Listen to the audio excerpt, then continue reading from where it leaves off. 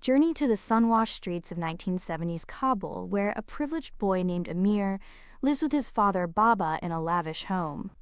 In the dust of their servant quarters lives Hassan, Amir's loyal friend, and the son of their servant Ali. The boys spend their days flying kites in clear blue skies, but beneath this childhood paradise runs a current of jealousy. Amir craves his father's approval, while witnessing how naturally Hassan earns Baba's admiration despite his lower status. Their friendship exists in a delicate balance, like a kite dancing on the edge of a storm. Wander through the narrow alleys, where a brutal event tears their world apart. After winning the local kite tournament with Hassan's help, Amir witnesses his friend being assaulted by the neighborhood bully Asif. Frozen in the shadows of a crumbling building, Amir makes a devastating choice to remain hidden rather than help.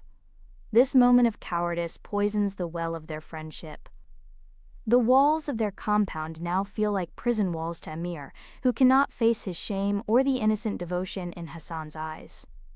He plants his birthday presents under Hassan's mattress and falsely accuses him of theft, forcing Hassan and Ali to leave the household forever. Step into the sun-baked valleys of America, where Amir and Baba flee when the Soviet invasion turns Afghanistan into a battleground. In a small apartment in Fremont, California, they rebuild their lives among other Afghan refugees. The crowded flea markets where Baba sells second-hand goods become a stark contrast to their former wealth. Yet in this foreign land, Amir finds his voice as a writer and marries a woman named Soraya.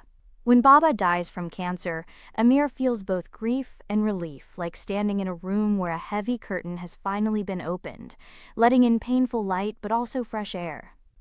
His past remains a shadow lurking in the corners of his new life. Travel back to a Pakistan hotel room, where Amir receives a life-changing phone call from his father's old friend, Rahim Khan.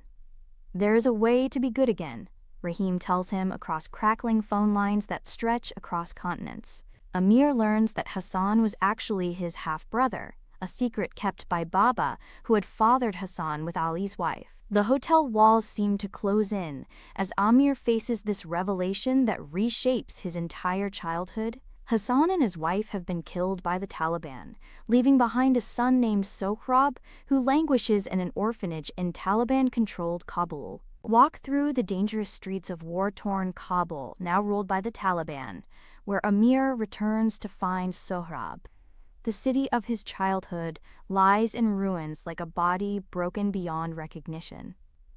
In a stadium once used for sports but now for executions, Amir confronts Asif, who has become a Taliban official and now holds Sohrab captive.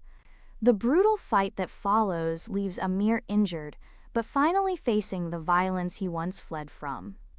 Through blood and pain in a city of dust and despair, he rescues Sohrab and begins the difficult journey of bringing him to safety. Sit in the quiet park where Amir and Sohrab fly kites together in America.